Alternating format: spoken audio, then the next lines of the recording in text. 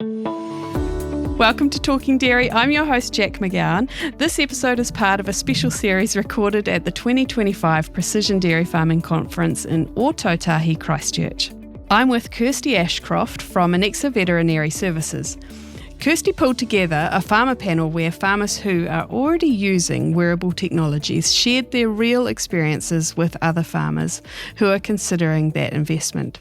Thank you for joining us, Kirsty. Thank you very much for having me. Cheers. Okay, let's jump into it. What inspired Anexa to run this farmer panel specifically about wearable technology? We saw the gap, really. There's a lot of groups and salespeople out there trying to get people to buy it, but I really felt that we could kind of come from an impartial third party, and we know our farmers very well already, so I'm hoping that they see us as a trusted place. We saw that as a good opportunity of how to get some of our early adopter farmers be able to share some of their learnings with the prospective, maybe wearable farmers. You played the role of a facilitator. So how many farmers did you have on the panel, and what kind of farmers came along? We had probably about 8, and I'm doing the disservice of it. There was 9, but never. Anyway, and we had a whole range there, from share milkers to owner operators to sort of almost corporate level with multiple sheds, and every single one of them was using it in a slightly different way, and it was really fascinating. I learned as much from them as I hopefully everyone else did in terms of the little sort of nuances of how they were using that. They had a range of technologies amongst them that they were using? Yeah, our panel were all early adopters, so some of them had the technology on for 5 years, which in the grand scheme of things is a long time when it comes to the wearables. Everything from halter to cow manager to the less common ones that we're seeing and new to the market as well. Okay, and how many farmers came along to hear this? It was over 100, which was a little bit daunting. A lot of interest. Yeah, it was, because lots of people were asking the questions every time I was on farm. Hey, Kirsty, what do you think of insert wearable brand here? And I was like, if people are asking me, the ones I don't see are still going to be asking the same questions, kind of thing. So yeah, we thought it was an awesome opportunity to do a bit of sort of shared learning, and who doesn't love a free dinner? You told me before that you ran a run-through with some colleagues to sort of test how the day went, and you also recorded the questions that they were asking. My guinea pig colleagues, bless them, they didn't know I was doing this at the time, but when I ran through a practice run of the day for the farmers, I asked the vets the same questions from that farmer perspective, which was, what is yours or a farmer's main motivator for putting on a wearable technology? And what was really fascinating, I kind of grouped together those responses from the farmers and from the vets and kind of compared them. And that's what I'm talking about tomorrow, is that there's a big mismatch there. Farmers overwhelmingly had cited animal health as their number one, whereas vets, they'd acknowledge that as something, but of course, and you can totally see why animal health is that's their baby, you know, that's their job.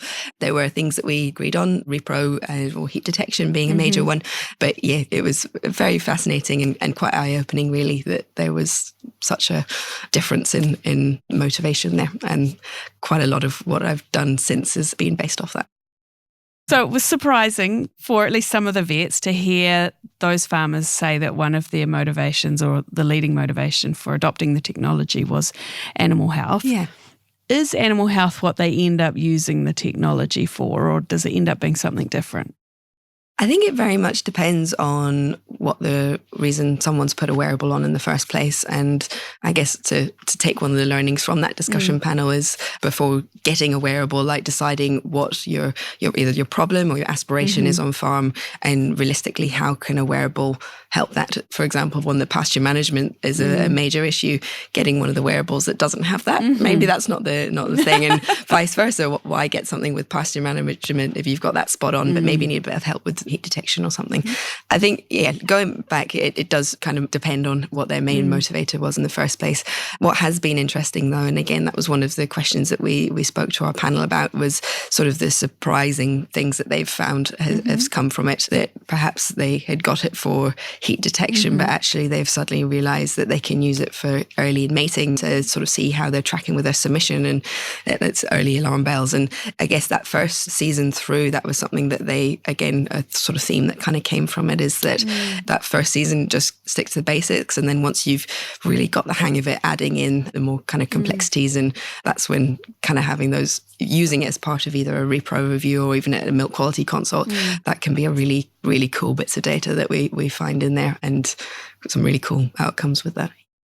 Have you noticed differences in successful or unsuccessful adoption? Like, what are the factors that separate farmers that like really do well with their technology versus others that might struggle a little bit more? I'm going to use my analogy that I use in my presentation here, that a wearable is a little bit like a gym membership. And if you don't put the work in, you're not going to get fit. And I think that's the sort of key thing, is that these wearables, they're a tool and not necessarily a solution.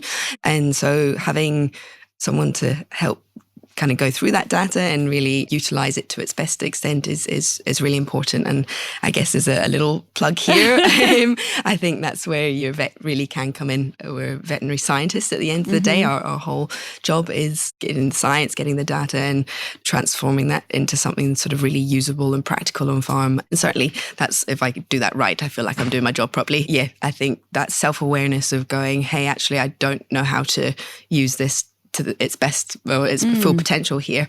That's really awesome that if people can do that, because then we can help. Yeah, definitely it's how it's being used is the main thing. Yeah. And whether there is a problem that you could realistically solve with it in the first place.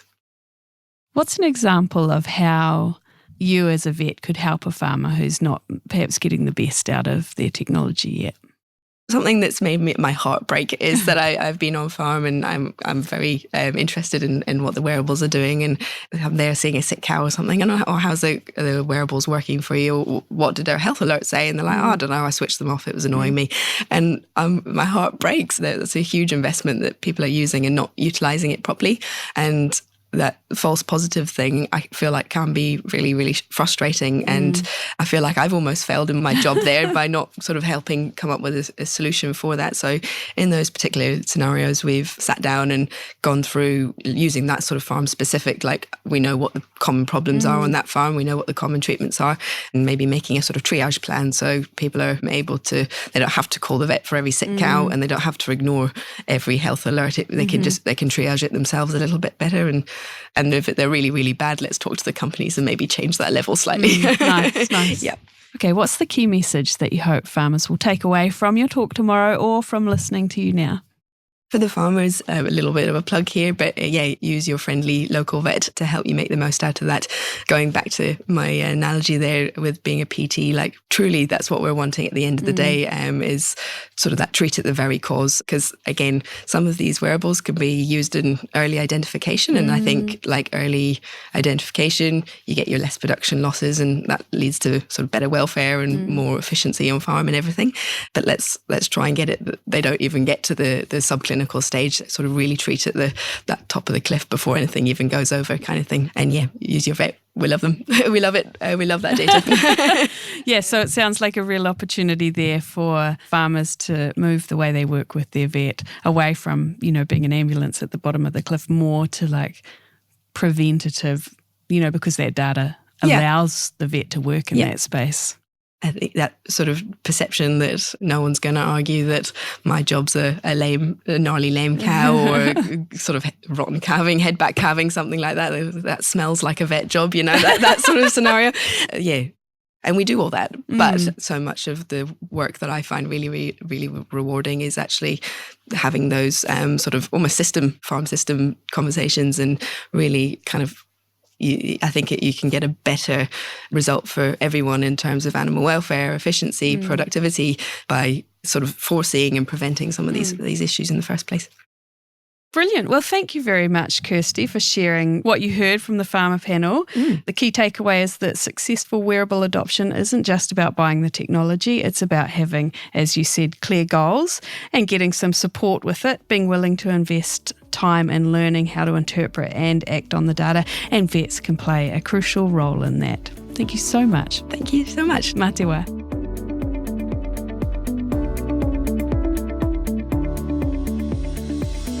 If you'd like to get connected with DairyNZ's latest advice, research, tools and resources, whether it's reading, scrolling, listening or in person, you can visit dairynz.co.nz/get-connected, and don't forget to hit follow to keep up to date with our latest episodes. As always, if you have any feedback on this podcast or have some ideas for future topics or guests, please email us at talkingdairy@dairynz.co.nz. Thanks for listening, and we'll catch you next time on Talking Dairy.